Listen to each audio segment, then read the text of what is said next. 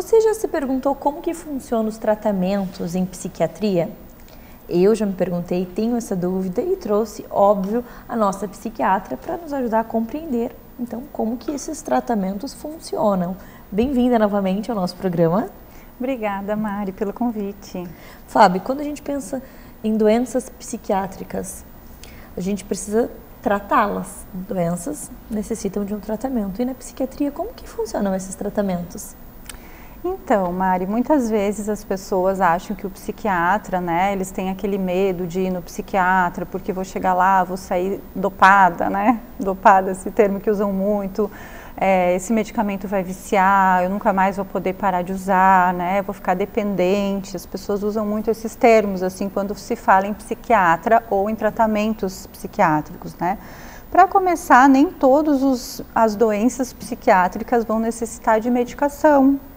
Tem casos mais leves que às vezes aparecem no consultório, não é incomum eu indicar mudança de estilo de vida, atividade física, alimentação mais equilibrada, psicoterapia. Eu sempre bato na tecla da psicoterapia para quem tem motivação para fazer. Não adianta obrigar uma pessoa a ir para um terapeuta sem ter motivação, mas assim, geralmente faz muita diferença se conhecer quais são os fatores que te deixam mais triste, mais irritado, o que te faz perder o sono, como que tu pode lidar melhor com essas situações e não necessariamente precisar de um medicamento. Então, casos mais leves a gente consegue abordar de uma forma não medicamentosa. Por isso que a gente faz uma consulta tão completa na psiquiatria, né? As pessoas, nossa, 1h30 de consulta, né? A minha primeira consulta dura 1h30 e às vezes falta tempo. Porque eu quero saber de tudo daquela pessoa, eu quero saber da infância dela, eu quero saber das relações dela com seus pais, eu quero saber de como ela foi na adolescência. Na mulher eu quero saber como é que foi quando menstruou, como é que ela se sentiu, como é que são as TPMs dela. Então, a gente investiga tudo para saber como que é o funcionamento global dessa pessoa e qual vai ser a melhor forma de ajudar ela, né? É claro que vão ter casos que já chegam no consultório com uma gravidade aumentada, com um impacto na vida daquela pessoa que está limitando demais, que ela não sai da cama, que ela não se alimenta, que ela não consegue mais dormir, ou que ela dorme o dia todo, ou que está pensando em tirar a própria vida. Casos muito graves a gente vai ter que tratar com medicação. Então, é muito individualizado cada caso, né? Ter essa resposta geral, assim, vai ser assim o tratamento, todo mundo vai ter que usar remédio em dose alta, com efeito colateral, não tem como a gente minimizar, assim, nesse aspecto, né? Sobre o uso de medicamentos psiquiátricos, tem várias linhas de medicação. Quando a gente fala na linha mais usada, que são os antidepressivos, a gente pode ficar mais tranquila em relação à dependência. Eles são tarja vermelha na caixinha, então eles não causam dependência. O que eles precisam é de uma adaptação cerebral àquela substância que está entrando no organismo da pessoa. Então, no início do tratamento com antidepressivo, só para te explicar, o antidepressivo a gente usa para tratar depressão, para tratar transtornos de ansiedade, para tratar toque, para tratar, às vezes, até insônia. Então, antidepressivos é uma classe que é usada para muita coisa em psiquiatria, não só para depressão, né, que as pessoas também não conhecem às vezes todos esses termos. Então, esse medicamento ele vai precisar de um tempo até o cérebro se modular aquela nova dose de serotonina, de dopamina, de noradrenalina que está entrando no organismo. Então, por isso que eles demoram em média 2 semanas para começar a fazer o efeito dele, né, no tratamento. E também essas 2 semanas são onde a pessoa pode ter efeitos colaterais. Por quê? Porque é uma nova substância entrando no cérebro. O cérebro precisa se acomodar, os receptores vão se modular. Então, às vezes pode ter dor de cabeça, náuseas, tontura, tremor. Eu sempre oriento os meus pacientes quanto a esses possíveis efeitos colaterais, para eles já estarem preparados, né? Alguns sentem mais, outros menos, outros não sentem nada. E também não ficar na expectativa que vai tomar o remédio e no dia seguinte já vai estar bem, que nesse caso, nessa classe de remédios, demora um pouquinho para aparecer o resultado.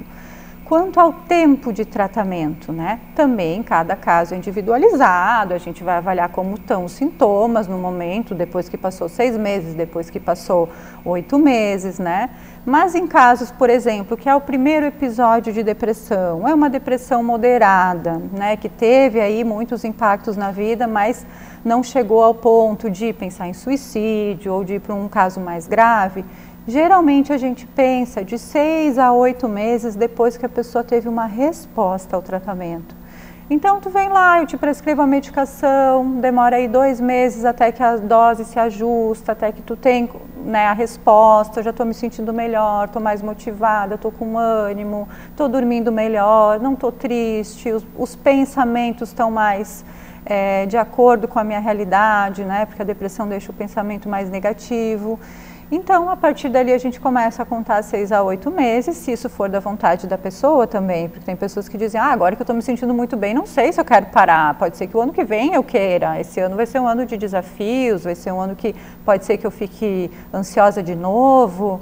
Então, sempre individualizado, mas assim, a possibilidade de parar o tratamento existe, ela é clara, e é só a gente fazer esse combinado, conjunto, para ficar confortável para todo mundo. Os estudos mostram, Mari, que 1/3 apenas dos pacientes que a gente medica, trata com remédio, fazem o tratamento que a gente prescreveu. 1/3. Os outros 2/3 ou não tomam nada da medicação ou tomam parcialmente. Tomam metade da dose, esquecem, tomam quando acham que não estão bem. Então, o que a gente tem que pensar é que o vínculo com o médico, o vínculo que tu faz com aquele profissional que está te atendendo é muito importante.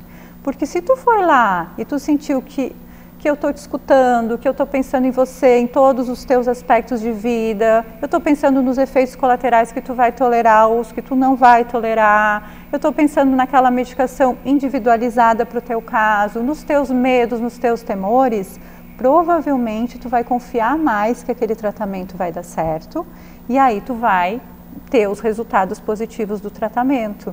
Então, esses desafios de tratar um paciente psiquiátrico, eles sempre têm que ser pensados quando a gente vai prescrever um remédio, né? O que realmente aquele paciente tolera, o que para ele vai ser bom, não o que eu como médica quis sei ali nos estudos, mas o que para ele, para a realidade dele vai fazer sentido. Adorei! Obrigada por compartilhar conosco tanto conhecimento e até a próxima. Até a próxima, obrigada.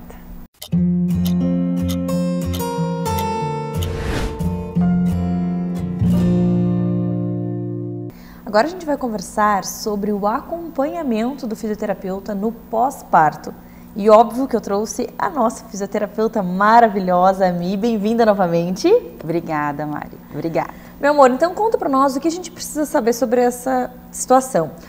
Qual a importância de ter um fisioterapeuta nesse momento, no pós-parto? Então, o fisioterapeuta ele é um profissional fundamental no acompanhamento tanto da gestante quanto da puérpera. Em virtude de uma gestação, o corpo da mulher se modifica muito. Então, a mulher ela tem toda uma estrutura de abdômen que fica diferente, ela tem a postura que fica diferente, tudo para que possa acomodar o feto em crescimento.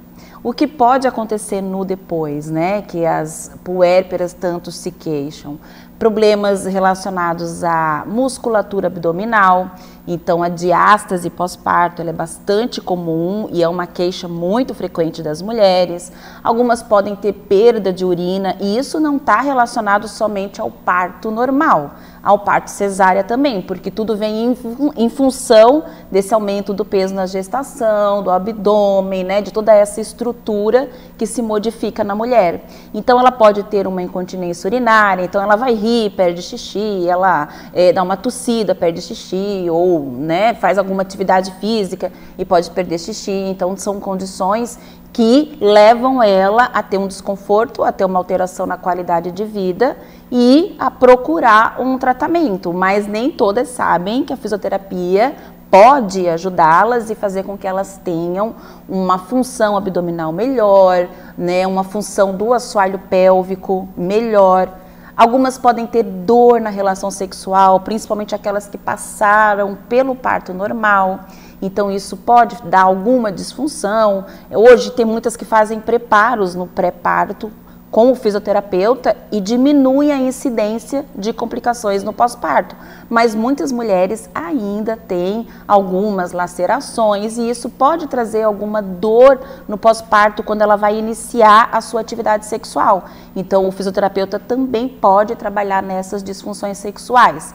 Para aquela mulher que fez uma cesárea, então, por exemplo, que tem uma cicatriz inadequada, uma cicatriz que não ficou legal, que tem alguma dor, um desconforto, não consegue, às vezes, levantar o corpo porque pode ter aquela bolsinha de gordura ou uma aderência, tudo isso faz com que essa mulher tenha uma estética diferente, um desconforto diferente. Então, a gente também pode trabalhar essa questão do abdômen, também trazendo para ela uma cicatriz esteticamente melhor e também mais funcional. Tudo isso num trabalho aí de abdômen e de recuperação desse corpo. O nosso grande objetivo é fazer com que ela tenha um retorno ao corpo, um retorno às funções, né, físicas pré-gestacionais. Então, o fisioterapeuta trabalha muito nesse campo da obstetrícia, nesse pós também. E quando a gente pensa nesse pós, ele tem uma data limite? Vocês ficam acompanhando, depende de cada paciente? Como que funciona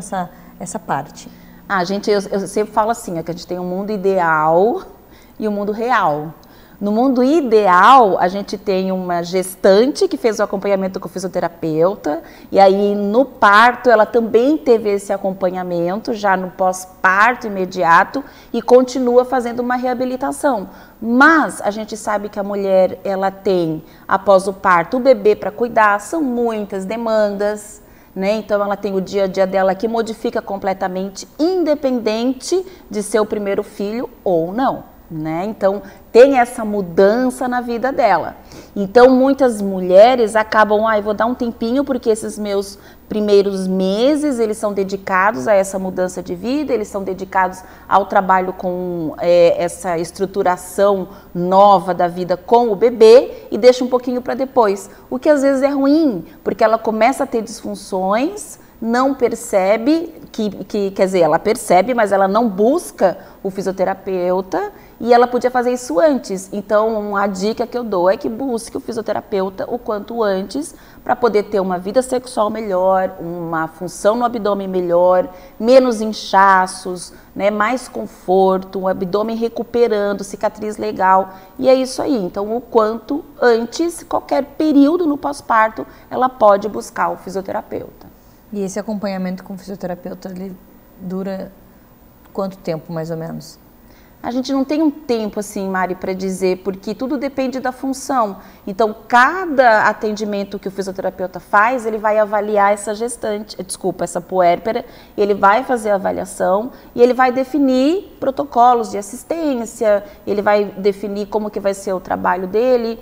E pode ser que, se ela vier, por exemplo, com uma queixa de perda de urina, então pode ser que em 5 atendimentos esteja ok, pode ser que precise de mais. Então isso vai depender de uma avaliação ali contínua para saber em quanto tempo nesse pós-parto ela vai ter as queixas diminuídas, né, essa boa resposta.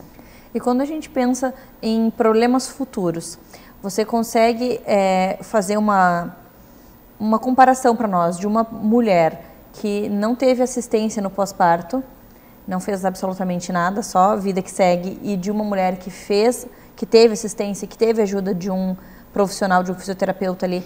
Existem situações que acometem a mulher que não teve assistência e que talvez não acometam a mulher que teve assistência? Eu considero bem diferente essas mulheres, a que teve uma assistência e a que não teve, porque a gente pode ter mulheres com a mesma idade, com a mesma estrutura corporal, né, física, mesmo peso, enfim. E normalmente aquela mulher que tem uma boa assistência no pós-parto, que faz uma reabilitação abdômeno-pélvica, né, tanto do abdômen quanto do assoalho pélvico, ela realmente vai ser uma mulher diferente, porque ela vai ter mais qualidade muscular, ela vai ter melhor desempenho numa atividade sexual, né, ela vai ter mais lubrificação, ela vai ter mais força, ela vai poder ir para a academia sem medo de fazer algum movimento e ter alguma perda de urina. Então, são modificações que a gente consegue com o trabalho do fisioterapeuta, que muitas vezes as mulheres que não tiveram acompanhamento, elas acabam se queixando. Então, talvez ela venha lá na frente, né?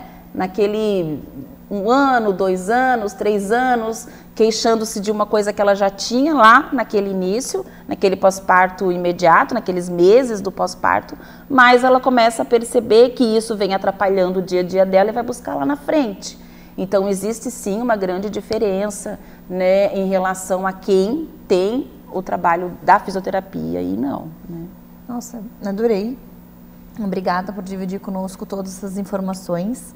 E se você quer entender um pouco mais sobre essa assistência do fisioterapeuta no pós-parto, se você é gestante ou se você não teve essa assistência e hoje você está vivenciando algumas das situações que a Mi relatou aqui, entre em contato com a Mi, vai lá no Instagram do Minuto Mamãe Bebê, digita o nome dela e você vai com certeza poder falar direto com ela. Lá ela divulga muitas informações, né, Mi?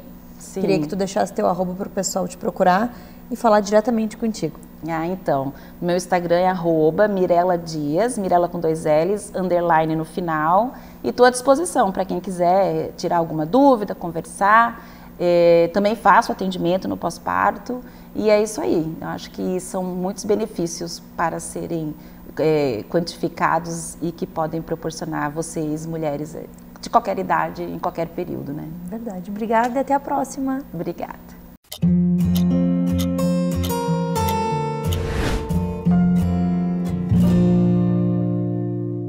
O assunto de hoje, testículos não descidos. Atenção, mamães de meninos. Nossa cirurgiã pediátrica, a doutora Ana Laura, vai tirar todas as dúvidas sobre esse tema. Bem-vinda novamente. Muito obrigada pelo convite. O que a gente pode falar sobre esse diagnóstico? Testículos não descidos, isso é muito comum? É bem comum, né? Normalmente 3% dos bebês meninos que nascem, né, no tempo certo vão ter testículo não descido e até 30% dos meninos que nascem prematuros. Então é realmente muito frequente. Então é mais comum nos prematuros, mas mesmo não sendo prematuro, é bem recorrente. Exatamente, é bem recorrente. E tem uma causa? A descida e formação dos testículos é realmente muito complexa, mas normalmente é algum probleminha que acontece durante a descida dos testículos, mas que não tem assim exatamente uma causa, não tem também como prevenir isso. Se sabe só no momento que o bebê nasce.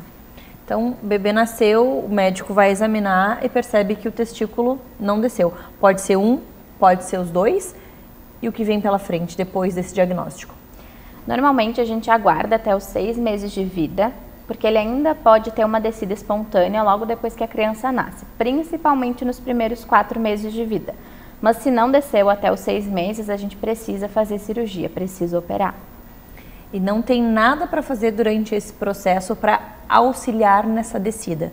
Não. Só esperar, ter paciência, não mexer e deixar naturalmente? Exatamente, só aguardar mesmo. E aí passou esses 6 meses, não desceu, é uma situação cirúrgica? Exatamente. Preferencialmente a cirurgia deve ser realizada dentro ali do primeiro ano de vida. Então entre 6 meses e 1 aninho de vida, né? Podendo esperar no máximo ali até 2 aninhos de vida, né? Mas seria o ideal, né? Seria dentro do primeiro ano de vida mesmo. E aí tem alguma diferença? Por que é preferível fazer nesse primeiro ano do que no segundo? O que vocês notam, né, quando fazem a cirurgia? Pra gente, né, durante a cirurgia não tem tanta diferença. O problema é que o testículo que está fora do saquinho, ou ali no canalzinho que a gente chama, que é quando ele está na virilha, ou até mesmo dentro da barriga, né, quando ele é intraabdominal, ele fica submetido a uma temperatura maior do que quando ele está na bolsa escrotal.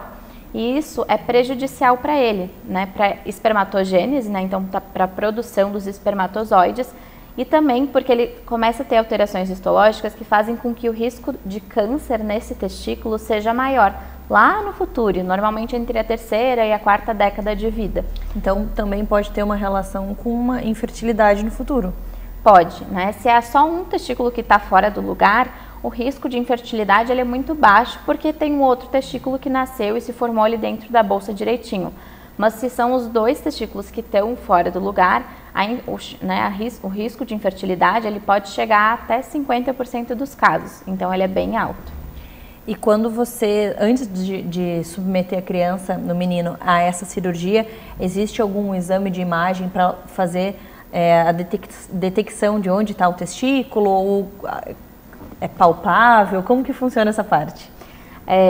A gente não faz exame de imagem, né? A gente vai indicar pelo exame físico. Então, normalmente o pediatra vai perceber que o testículo não está no lugar e vai encaminhar para o cirurgião. O cirurgião vai examinar e durante a consulta que a gente vai detectar se esse testículo está no canal inguinal, ali na região da virilha, né? Ou então se é algo que a gente chama de testículo impalpável, né? Então, a cirurgia para o testículo que está ali no canal inguinal, né, na região da virilha, é um pouquinho diferente. É a técnica convencional que a gente chama, que vai fazer um corte na região da virilha, encontrar o testículo ali e fazer a descida e a fixação dele ali na bolsa escrotal. Já aquele testículo que a gente não palpa, não sente ele no exame físico, a gente vai para uma videolaparoscopia, né, que é para investigar se esse testículo está dentro do abdômen, né, está intraabdominal. E como que é a recuperação, vida normal, depois faz algum exame depois de algum período para saber se está tudo ok? Como que funciona essa parte? A recuperação costuma ser tranquila, né? Dentro de 2, 3 dias as crianças já estão querendo brincar, correr, mas a gente também sempre recomenda, né? 30 dias sem atividade física. De resto, assim, não tem nenhuma restrição, alimentação normal depois da cirurgia, né? Só realmente a atividade física e o cuidado ali com os pontos, que são só pontos internos que a gente dá, com o fio que o próprio corpo absorve, então a criança não precisa nem tirar os pontos depois da cirurgia. E o acompanhamento ele é feito no consultório com o cirurgião, né? Então a criança vai voltar, normalmente a gente mantém, né, tem o primeiro retorno em torno de 30 dias depois da cirurgia, depois 3 meses, 6 meses e depois disso um retorno anual até a puberdade da criança, né? Para a gente fazer o exame desse testículo, o exame físico desse testículo. Normalmente não é necessário solicitar nenhum outro exame, né, que não o exame físico mesmo, a não ser que a gente perceba, né, que tem alguma alteração no exame físico. Nesses casos pode ser que a gente encaminhe para um endocrinologista ou solicite algum exame de imagem, algum ultrassom. Perfeito, adorei. Obrigada por dividir todas essas informações, tanto conhecimento conosco. E se você é mãe de menino e passou por uma cirurgia, né, com seu filho recentemente, ou se obteve esse diagnóstico, se quer buscar alguma informação relacionada a esse assunto, testículos não descidos, entre em contato com a nossa cirurgiã. É só digitar o nome dela lá no Instagram do Minuto Mamãe e Bebê, doutora Ana Laura. Você vai falar direto com ela, ela posta bastante conteúdo e, de repente, marcar uma consulta, que nada dispensa uma boa avaliação, né? Uma consulta é fundamental. Exatamente. A gente está aqui, a gente divulga, divide informações, mas a consulta é o número 1, né, doutora? Exatamente. Obrigada e até a próxima. Muito obrigada.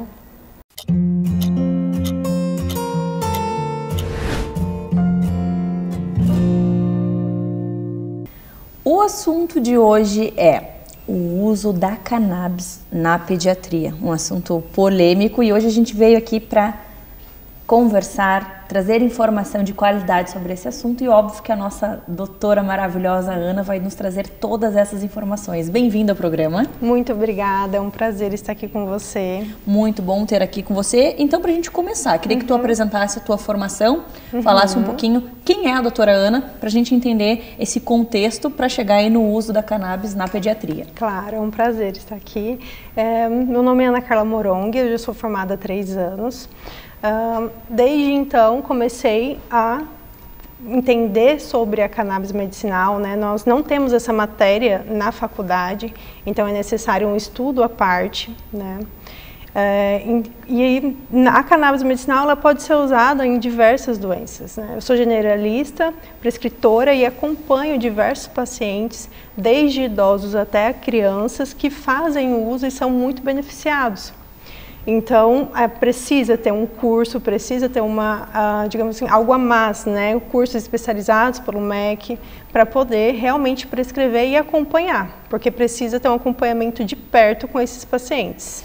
Perfeito. E quando a gente pensa na pediatria em especial, é utilizado, é recomendado? Em quais situações? Tem doenças específicas? Como que funciona essa abordagem? Sim, na pediatria nós utilizamos principalmente, né, em epilepsias refratárias de difícil controle com as medicações tradicionais, né, com as drogas tradicionais.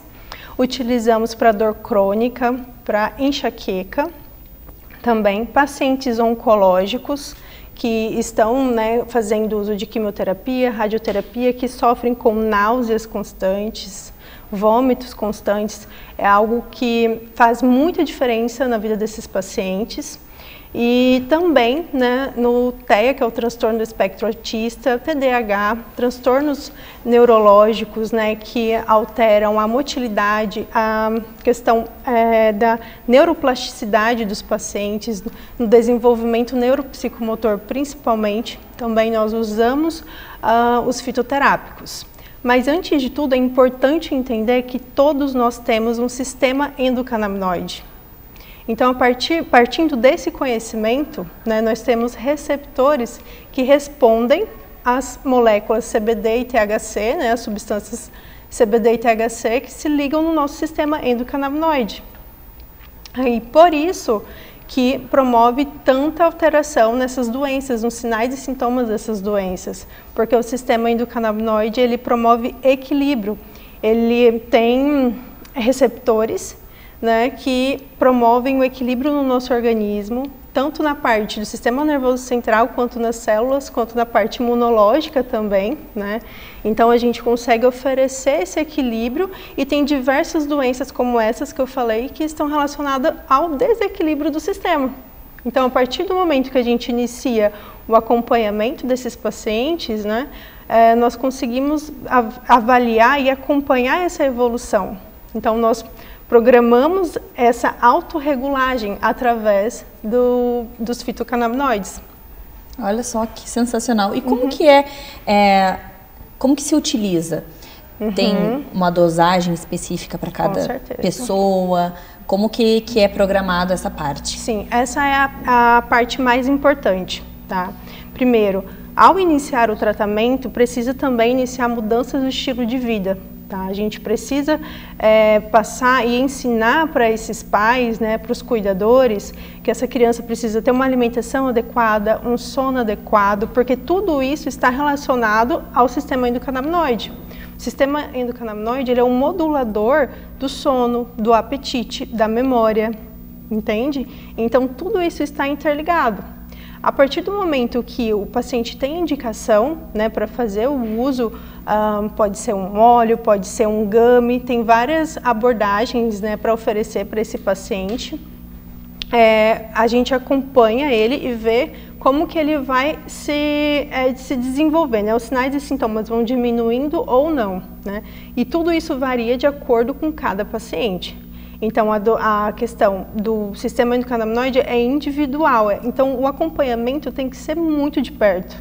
Então, o paciente tem o meu contato, eu passo a acompanhá-lo, então semanalmente eu pergunto como está, o pai, a mãe, né, o responsável, dá esse feedback, a gente vai regulando as dosagens e geralmente essas crianças elas já têm um acompanhamento, né, com o especialista, um neuropediatra, né, um pediatra, faz acompanhamento multidisciplinar. Então tudo isso é muito importante, né, nessa evolução, principalmente em determinadas doenças como o TEA, o TDAH, né, precisa desse acompanhamento multidisciplinar. Quando a gente pensa nessa parte, vicia, porque todo medicamento, até a tarja preta, a gente tem essa preocupação na psiquiatria. E falando em cannabis, existe um vício, existe uma dependência? Esse medicamento ele vai ser utilizado para sempre? Como que funciona? Sim, tem mesmo essas dúvidas, né, referente a cannabis, né? Quando a gente fala de fitoterápico, né, a gente está falando de substâncias que são extraídas da cannabis, que são parecidas com endocannabinoides, ou seja, substâncias que a gente já tem, entende? Então, quando fala sobre o vício, não é algo que se correlaciona nesse quadro, entendeu? Por quê? A cannabis apenas, os fitoterápicos, os fitocannabinoides, apenas estão ajudando a ativar um sistema que a gente já tem. Geralmente a gente usa por 2 anos e ainda consegue o desmame de várias drogas, tá? Como a risperidona, né? Algumas drogas para o tratamento epiléptico, e acaba utilizando e desenvolvendo esse sistema. Porque esse é o objetivo, é ajudar com que esse sistema endocannabinoide que cada ser humano tem, fique em equilíbrio e assim esses sinais e sintomas regridem, né? Mas depende de cada paciente e o vício não é algo que condiz com a realidade, tá bom? Não é algo verdadeiro, é um mito. Perfeito, adorei. Obrigada por dividir conosco tantas informações, tanto conhecimento. Se você quer entender um pouco mais desse assunto, vai no Instagram do Minuto Mamãe Bebê, procura a doutora Ana e lá você encontra o Instagram dela, fala direto com ela, agenda sua consulta, tira todas as dúvidas, né, doutora? Com certeza, vai ser um prazer te atender. Obrigada, até a próxima. Obrigada.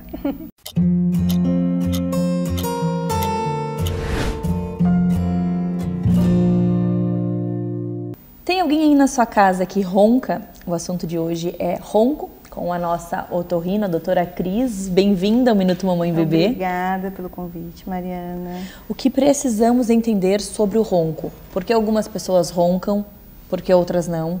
Então, primeiramente, eu acho que é importante a gente saber o que é o ronco.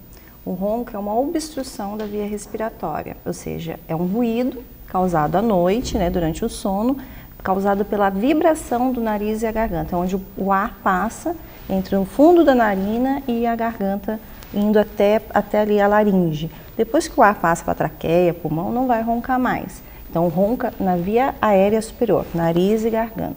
Então, é um ruído causado pela vibração que sugere que tem uma dificuldade de respirar durante o sono. Pode acontecer temporariamente ou ser um problema diário, incomodando o parceiro, sendo audível de outro quarto. Esse ruído, para você ter ideia, Mariana, pode chegar até 100 decibéis. Então, 80, 100 decibéis é um ruído muito alto, né? Desperta quem está do lado, às vezes audível da sala, do corredor, então começa a incomodar o parceiro ou quem está dormindo no quarto, às vezes até motivo de brigas, né? Você vai dormir na sala. De casais, enfim.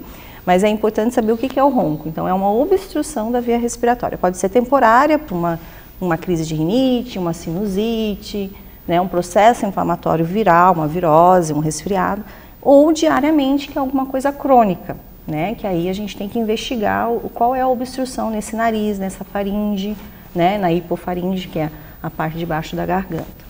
Quando a gente pensa em um tratamento, primeiro temos que descobrir qual é a causa. Isso. E qual é esse caminho percorrido para chegar na causa? Então, primeiramente tem que se fazer uma avaliação da via respiratória, ver se tem alguma obstrução, né, um desvio de septo, uma hipertrofia adenoidiana, que é mais comum na criança, né, na faixa escolar. Mas em adultos, né, a gente tem vários fatores, né, é mais comum em homens, tem a questão do sobrepeso, tem as questões hereditárias, de histórias familiares, questão da arcada dentária, alteração crâniofacial. Então, adulto e criança são diferentes, as causas, né? E o padrão também de tratamento, né? O tratamento é direcionado para cada paciente e são diferentes. Né? Às vezes o paciente tem desvio de septo, às vezes ele tem um aumento de amígdalas, né? Uma hipertrofia amidaliana, que a gente tem que fazer cirurgia. Às vezes, geralmente é um tratamento combinado. Adulto, geralmente é um tratamento combinado. Às vezes é cirúrgico, às vezes é clínico, às vezes é só clínico, que a gente tem aparelhos que a gente usa, aparelho de pressão positiva, que a gente chama de CPAP. A gente tem aparelhos intraorais, que são aparelhos de dentista, são umas plaquinhas que a gente usa também, que é para apneias, e ronco também leves, então depende. Porque o ronco, geralmente a gente está associado também a um quadro de apneia. Então a gente tem que investigar, todo ronco tem que ser investigado, isso é importante. Tem que fazer uma avaliação da via aérea respiratória, o que está causando. Então existem alguns exames, exame clínico, uma vingeendoscopia nasal, que a gente chama uma nasofibrolaringoscopia flexível, que a gente coloca no nariz e desce, para a gente ver com a câmera, ver onde que tem essa obstrução. Tem o exame de polissonografia, que é um exame do sono, que faz durante a noite toda. Tem vários tipos de polissono também para a gente identificar se esse paciente tem só ronco ou se ele tem uma apneia do sono. A apneia leve, moderada, ela tem graus. Então, a gente precisa associar tudo isso, exame físico, exame clínico, a queixa do paciente e para a gente direcionar um tratamento. E quando a gente descobre a causa, tem vários, dependendo da causa, um tratamento específico. Sim. Tens como falar para nós sobre alguns tratamentos? Então, assim, ronco, né? Então, o ronco diário, a gente tem que investigar toda a parte respiratória. Aí o paciente, de repente, adulto, a gente tem um tratamento cirúrgico. Às vezes tem que oferecer um tratamento cirúrgico, às vezes associado mais a algum outro tratamento, que é o tratamento ortodôntico, que às vezes a gente tem que fazer combinado um tratamento, né, de alteração de arcada dentária. Às vezes tem que também colocar um aparelho intraoral, que a gente usa para ronco também. Isso em adulto, então perda de peso, aí entra todas as medidas de higiene, né, do sono também, e as medidas também para melhorar o ronco, né, dormir de lado, não comer e deitar, né, perder peso, né. Também nós temos tratamento com fono, né, com fono para melhorar essa faringe do paciente. Então, em criança já é diferente. Em criança a gente tem, a maioria dos casos é pelo aumento de adenoides e amígdalas.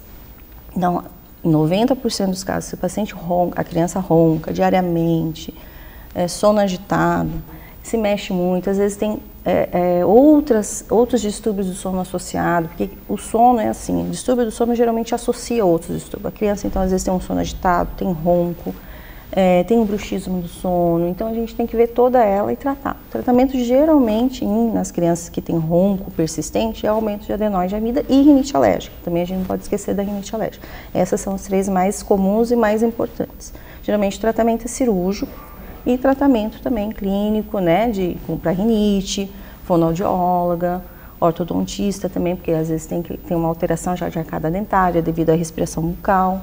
Então, doutora, são vários tratamentos, adorei geralmente combinados.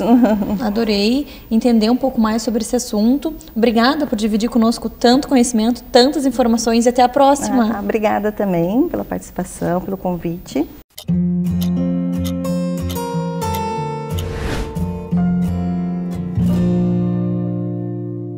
Vamos falar sobre climatério com a nossa endocrinologista, doutora Marina. Bem-vinda ao nosso programa. Muito obrigada, Mari. Um tema que está na boca de todo mundo, tá na né? boca de todo mundo, climatério só e menopausa.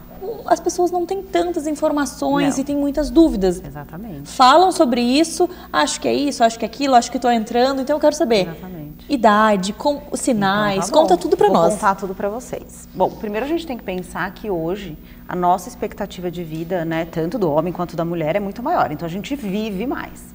Né? Então, se a gente for ver, talvez a gente viva muito mais tempo na fase da menopausa do que na fase em que os nossos hormônios estão lá bombando e a gente está lá com a fertilidade ótima, né? Mas, então a gente tem que viver essa fase com muita qualidade de vida. Se a gente vai viver mais tempo nessa fase, vamos vivê-la bem, né? Então, o que é o climatério e o que é a menopausa? Na verdade, o climatério ou transição menopausal é o estágio antes da menopausa, tá?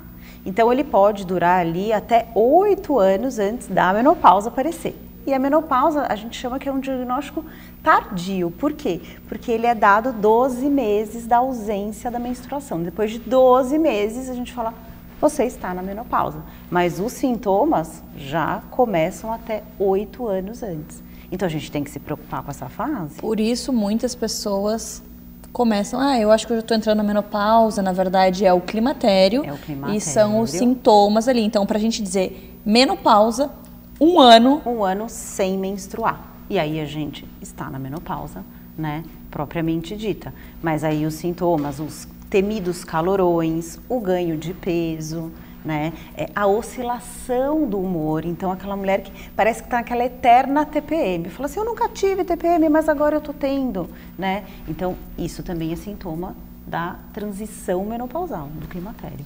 E daí você falou sobre algo bem importante. A gente vai ficar um bom período da vida, até às vezes mais tempo do que, né, fora desse período. E a gente precisa ter qualidade de vida nessa época, nessa fase. E o que a gente pensa aí em qualidade de vida, o que a gente pode fazer para essa mulher, né, passar esse período da vida bem feliz, controlada? Exatamente. A gente já pode começar muito tempo antes, tá? Então, a gente lá nos 25, 30, a gente já pode começar a se preocupar com essa fase e já tomar ações que podem impactar naquele momento. Então, atividade física, controle do peso, uma alimentação equilibrada, eles vão ter impacto nos sintomas da menopausa, tá? Então, vai te ajudar a controlar, né? O tratamento mesmo, o efetivo, é a reposição hormonal, né? O que acontece com a reposição hormonal? Nem todas as mulheres podem, existem critérios, existem contraindicações e a gente tem que respeitar também o que a mulher quer, porque muitas mulheres têm a informação, sabem dos sintomas, sabem que precisam da reposição hormonal, mas elas não querem. Então, a gente também tem que respeitar essa mulher. Então, eu brinco com os meus pacientes, eu falo, ó, a gente tem aí 3 pilares para conseguir controlar esse climatério e essa menopausa. A atividade física, a alimentação e uma boa qualidade do sono. Se a gente tiver os 3 alinhados, qualquer coisa que a gente fizer depois, ou até mesmo a terapia hormonal, ou a gente vai driblando os sintomas com algumas outras medicações, o efeito vai ser melhor. Sensacional. Então, saber que... a gente sempre fala sobre isso. Quanto antes, melhor. Porque se a gente vai deixar para se preocupar lá quando começa a vir aqueles sintomas, ele já vem bem mais forte e já está tudo bagunçado, ali o terreno já está, né? Exatamente. Então, se a gente começa a se organizar para esperar esses sintomas já com tudo mais equilibrado, a gente passa essa fase de uma forma mais tranquila, é isso? Muito mais tranquila, muito mais tranquila. Então, sempre prestar atenção na sua alimentação, né? Na prática de atividade física. E mulher precisa de músculo. Mulher precisa trabalhar musculatura, a gente já tem uma tendência a perder dificuldade no ganho muscular, tá? Então, a gente tem que trabalhar esse músculo, a gente tem que se preparar para essa fase, porque nesse momento, o músculo, eu falo isso dentro do consultório, vale ouro, tá? Então, ele vai te ajudar no controle dos sintomas, a proteger seu osso, a preservar sua mobilidade, porque a gente vai perdendo. Né? Então a gente não pensa quando a gente é mais jovem que talvez atravessar uma rua vai ser mais difícil, pegar uma sacola no chão, né? Então para essa fase é de extrema importância. E quando a gente pensa nessa fase, tem uma idade esperada, doutora? A média da mulher brasileira para entrar na menopausa é de 48 a 52 anos. Essa é a média em que as mulheres começam a apresentar os sintomas e vem essa ausência da menstruação. É mais ou menos de 48 a 52 anos. E é uma fase onde as mulheres reclamam muito. E isso está ligado, de repente, a essa mulher não ter se programado lá no começo? Mari, não dá para falar que é por falta de programação dessa mulher, porque realmente é uma fase que ela é muito individual. Tem mulheres que falam, nossa, não senti nada. Eu não confio muito. Eu acho que se a gente perguntar para essa mulher, alguma coisa a gente vai achar que ela sentiu. Mas muitas não têm os sintomas mais esperados, né? Aqueles calorões que são chatos, que atrapalham o sono, o ganho de peso, como eu tinha falado, diminuição da libido, né? Então, elas acham que elas não tiveram sintomas, tá? Então, não só se preparar, né? Mas é muito individual. Então, essa fase pode vir, como eu te disse, a mulher não sente nada e a outra sentir tudo. Tá? Então, a gente tem que avaliar cada paciente. E esse sintoma que é o sintoma mais comum, que é o calorão, qual é a causa? O que faz com que esse calorão aconteça no corpo? É a queda do nosso estrogênio, tá? Ele é responsável pela regulação da nossa temperatura, lá no centro da temperatura. Então, quando ele cai, a mulher começa, esse centro da temperatura começa a ficar desregulado. E aí a gente começa a ficar com aqueles calorões que eles são bem específicos. Geralmente em tronco superior, ficam com as bochechas mais coradas, tem mais suor na cabeça, elas reclamam muito, ai meu cabelo, olha, tá tudo molhado, né? Eu molhei o lençol, o travesseiro, né? Eles têm uma característica também de aparecer mais no período noturno, na madrugada, né? Então acaba atrapalhando o sono também, né? Então é por essa questão do nosso estrogênio. E não tem o que fazer em relação a isso? Reposição hormonal, né? Controle disso. Existem algumas outras medicações que a gente pode também administrar caso a mulher não queira ou não possa fazer reposição hormonal, né? Mas a gente já sabe que diminuição da bebida alcoólica, prática de atividade física e a alimentação tem impacto no controle desses sintomas. Adorei. Obrigada por Imagina, dividir que tanto é conhecimento conosco. Muito obrigada. Eu que agradeço vocês. Espero que tenham aproveitado. Até a próxima. Até mais.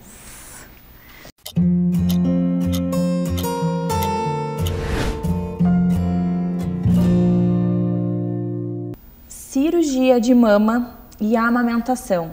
Será que a mulher que põe prótese de silicone, que diminui a mama, consegue amamentar? Nada melhor do que uma cirurgia plástica para tirar essas dúvidas. Bem-vinda ao nosso programa, doutora Inara. Obrigada, Mari. É um prazer estar aqui com vocês, poder ajudar um pouquinho esclarecer as dúvidas. A gente sabe que muitas mulheres têm sonho de amamentar, mas acabam engravidando tardiamente e já passaram por alguns procedimentos, muitas vezes colocaram prótese de silicone ou diminuíram mama. E eu queria entender como que funciona essa relação. A mulher que colocou silicone, ela consegue? Quando que realmente não vai ser possível amamentar? Conta tudo pra nós. Então, primeiro a gente tem que dividir duas situações assim. A gente pode só fazer uma cirurgia de colocação de prótese, onde a gente faz uma incisão, não mexe em nada na mama e introduz o implante.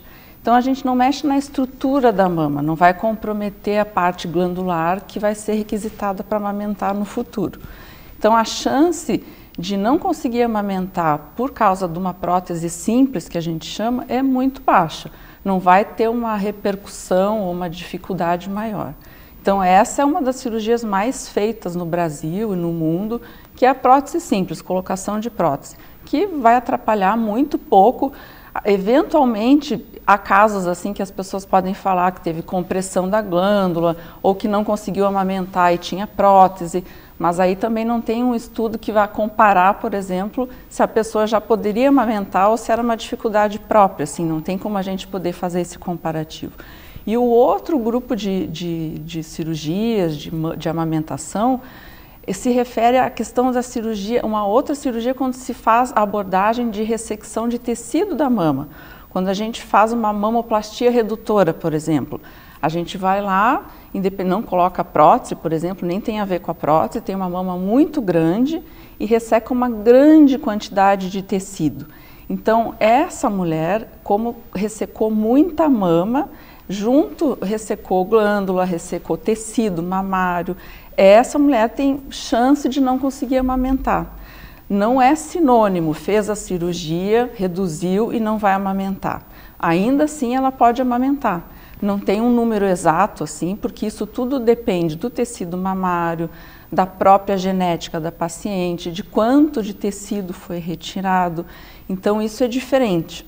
E tem ainda nesse mesmo raciocínio, assim, quem faz a mastopexia, que a gente chama, que é levantar a mama, sai um pouco de tecido, aí sim coloca prótese, e essa também vai depender de quanto de tecido de mama a gente ressecou e tirou que possa comprometer uma amamentação. Eu vejo muitos profissionais falando a respeito, às vezes até consultores de amamentação, a prótese atrapalhou. Eu tenho prótese e amamentei 4 anos. Então, sou um caso onde tive uma produção de leite grande, não tive problema nenhum. Então, como a gente vê uns diagnósticos que não são coerentes, né, doutora? Exato. Assim, dizer que vai colocar prótese e não vai amamentar, isso é mito. O que acontece assim é exatamente esse o raciocínio. A gente tem que ver o quanto de tecido de mama que a mulher perdeu. Então, se perdeu 90% de mama, a chance de conseguir amamentar aí é menor mesmo.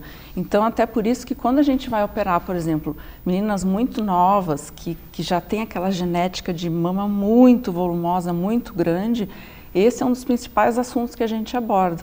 Tipo, a mulher deseja uma mama bem pequena, reduzir muito, tem aquele trauma todo. É um dos assuntos mais importantes, assim, dizer, olha, se um dia tu for amamentar, corre o risco de não conseguir, porque vai retirar quase toda a mama, né? É bem importante, porque... Fundamental.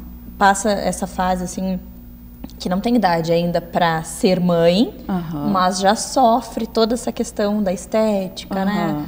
E aí é bom já conversar e alinhar tudo isso. Outra situação que surge, até algumas perguntas, é sobre a sensibilidade. Como eu já mexi, eu não tenho sensibilidade, vai ser tranquilo para amamentar. Isso é mito ou é verdade? Então, isso é mito e é verdade. Assim, se a gente coloca uma prótese simples, não tem alteração na sensibilidade, porque a gente não mexe na areola, nem no mamilo, nada. Quando a gente faz uma mamoplastia redutora, que é diminuir a mama, a gente necessariamente corta ao redor do mamilo, da areola, e pode comprometer, sim, a sensibilidade.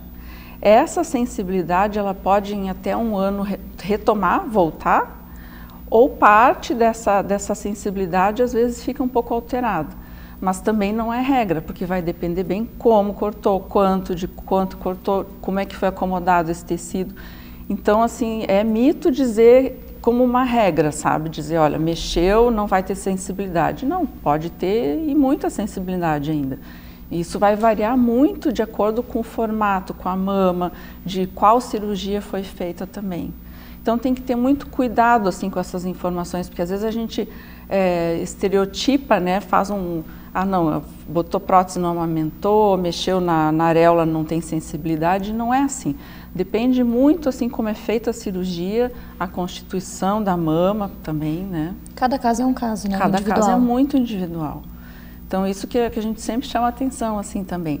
Esse cuidado de poder ter a individualidade de cada problema que possa vir a ter quando a gente vai operar uma mulher que queira mexer na mama, né? Adorei. Obrigada por dividir tanto conhecimento, tantas informações conosco e até a próxima. Obrigada, eu que agradeço a oportunidade de estar aqui.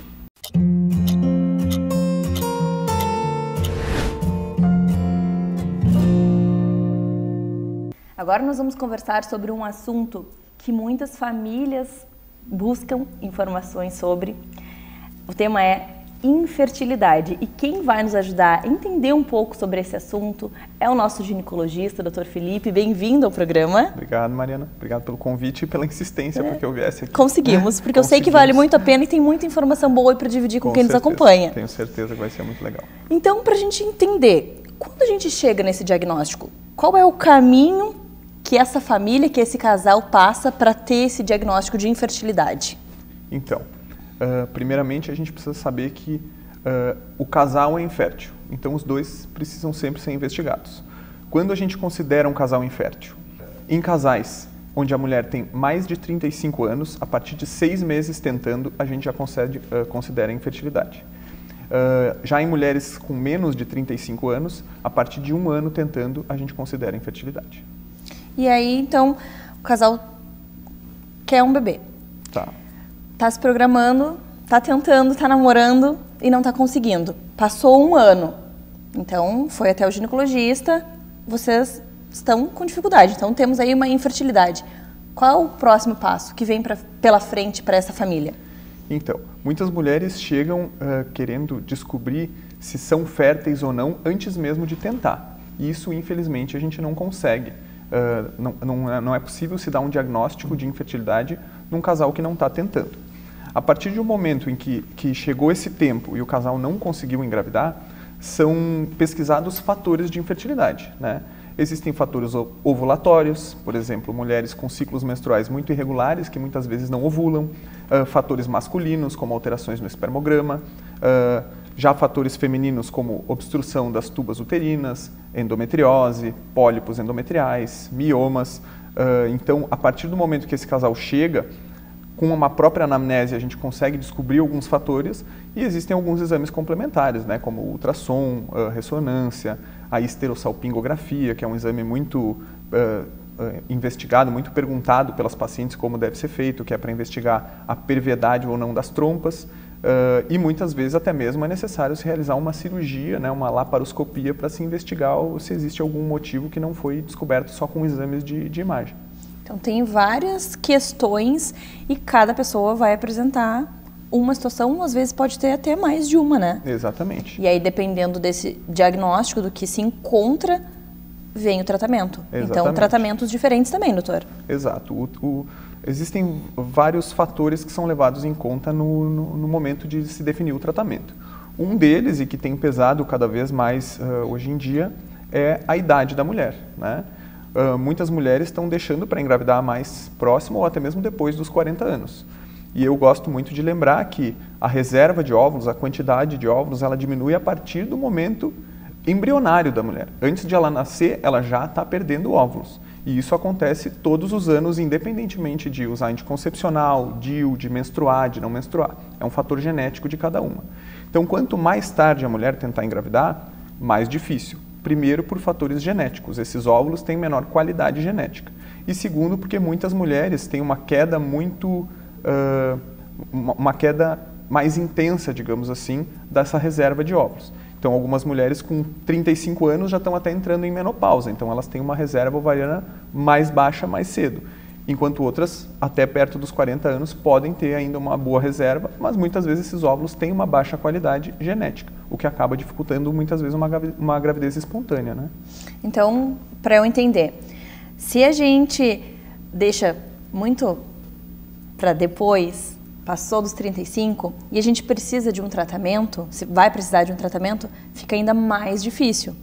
Sim. Porque, às vezes, os tratamentos levam um tempo. Exatamente. E daí, quanto mais tarde a gente tenta programar essa gestação, mais tarde tudo vai acontecer, porque a gente não sabe se a gente, como você falou, se é fértil ou não antes de tentar. E aí, não, mas lá perto dos 40, daí chegou a tentar 40, passou um ano, 41, exatamente, mais um tratamento. A gente vai chegar onde? Em 45? Exatamente. Por isso, eu acho muito importante quando eu recebo um casal, especialmente a partir de 30 anos, é fazer uma avaliação da reserva ovariana dessa mulher.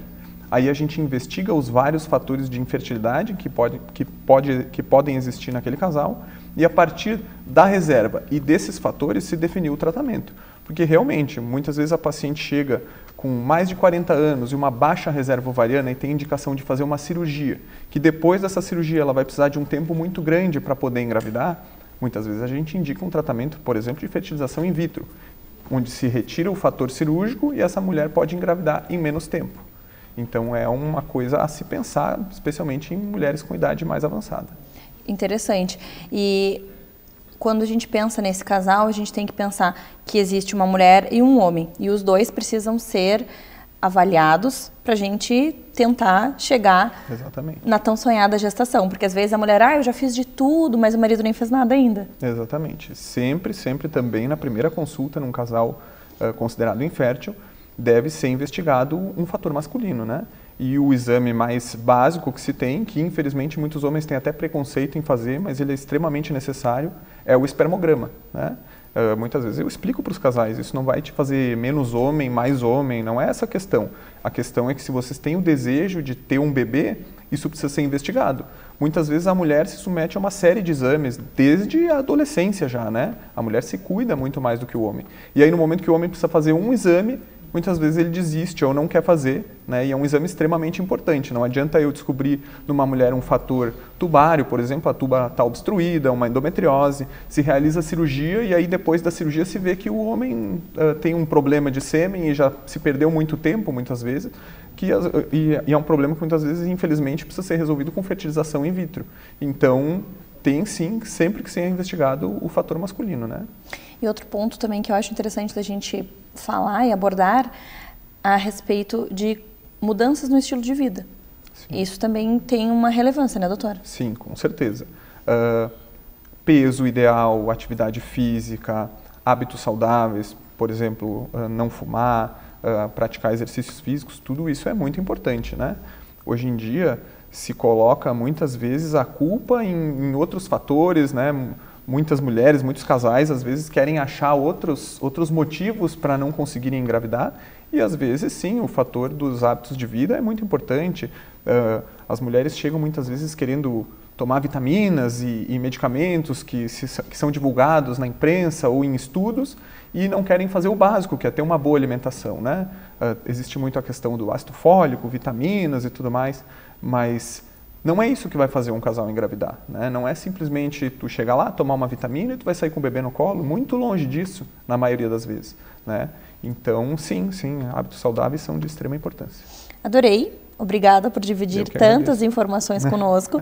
Se você ficou com alguma dúvida, se você está passando por essa situação, quer conversar com o nosso doutor, entra no Instagram do Minuto Mamãe Bebê, coloca o nome do Dr. Felipe lá, você vai encontrar o Instagram dele e vai poder falar direto com ele, né, doutor? Isso aí. Muito obrigado. Obrigada, até a próxima. Até a próxima. Obrigado.